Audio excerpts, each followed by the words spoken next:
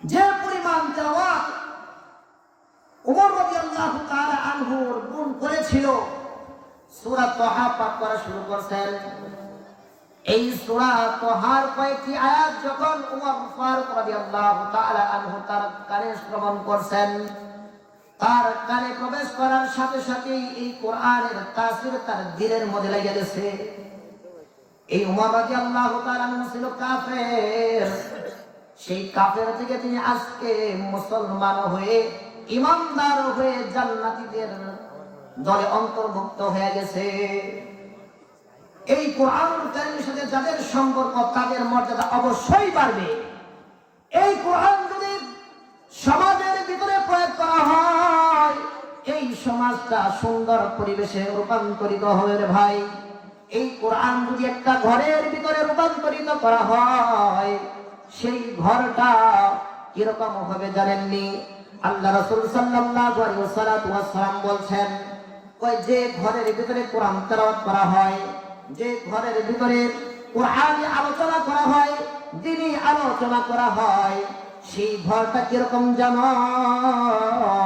সেই ঘরটা হচ্ছে তোমরা যেরকম দুনিয়ার থেকে আকাশের দিকে তাকাইয়া, আকাশের দিকে তাকাইয়া যখন তোমরা দেখো তারকাগুলো কি সুন্দর ঝলমল করতেছে, ঠিক যেই ঘরের ভিতরে কোরআন তেলাওয়াত করা হয়, যে সমাজের ভিতরে সমাজটাকে পরিচালনা করা হয় কোরআনের মাধ্যমে, সেই সমাজটা এরকম দেখবা অন্যান্য যত সমাজ আছে সমস্ত সমাজ থেকে এই সমাজটা তোমরা যেরকম দুনিয়াতে থাইকা আকাশের দিকে তাকাইয়া তারকাগুলো ঝলমল ঝলমল উজ্জ্বল করতেছে দেখো, ঠিক তদ্রূপ এই দুনিয়াতে যে সমস্ত ঘরে কোরআন তেলাওয়াত করা হয় ভাই, যে সমস্ত ঘরে কোরআনের তালিম করা হয়, সেই ঘরগুলো সেই তারকার মতো উজ্জ্বল জ্বলজ্বল করতে থাকে।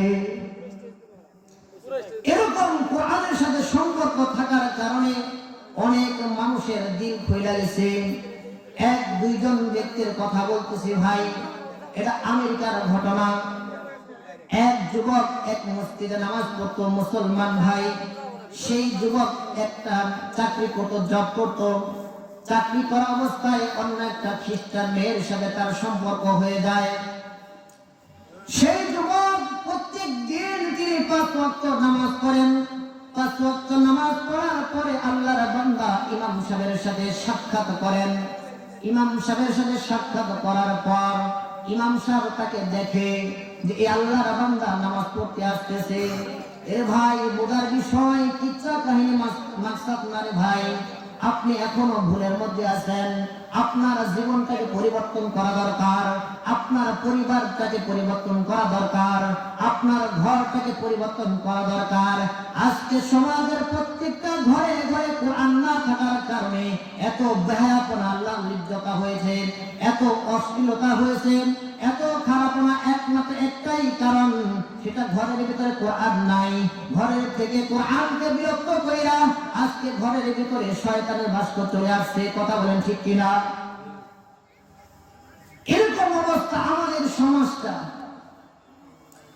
এই কোরআন যদি রাষ্ট্রের ভিতরে কায়েম করা হয়, তাহলে গোটা রাষ্ট্রটাকে সুন্দরভাবে পরিচালনা করা যায় রে ভাই। এই কোরআনটাকে যদি আপনি সমাজের ভিতরে প্রয়োগ করেন রে ভাই, প্রত্যেকটা ক্ষেত্রে প্রত্যেকটা সেক্টরের ভিতরে যদি আপনি কোরআনটাকে প্রয়োগ করেন, তাহলে এই কোরআন আপনাকে সঠিক রাস্তা দেখাবে। এটা আমার দেওয়া কোনো কথা না ভাই। আল্লাহ রাব্বুল আলামিন সূরা ইব্রাহিমের ভিতরে বলেন, আলিফ লাম রা কিতাবুন আনজালনাহু ইলাইকা লিতুখরিজান নাস। আল্লাহ রাব্বুল আলামিন বলেছেন আলিফ লাম রা, এটা হুরুফে মুকাত্তাআত তাফসীরে কিতাবে লেখে। এটার ব্যাখ্যা একমাত্র উলামায়ে কেরাম, একমাত্র আল্লাহ তাআলা ছাড়া দুনিয়ার কোনো মানুষ জানে না। আল্লাহ রাব্বুল আলামিন বলেন কিতাবুন আনজালনাহু ইলাইকা, আপনার নিকটে এই যে কিতাবুন, এই কিতাব আনজালনাহু আমি প্রেরণ করেছি আপনার নিকটে। কিসের জন্য প্রেরণ করলাম দোস্ত? আপনি শুনেন, লিতুখরিজান নাস মিনাজ যুলুমাত ইলান নূর। তো এই কোরআনের মাধ্যমে মানুষকে অন্ধকার থেকে আলোর দিকে নিবেন।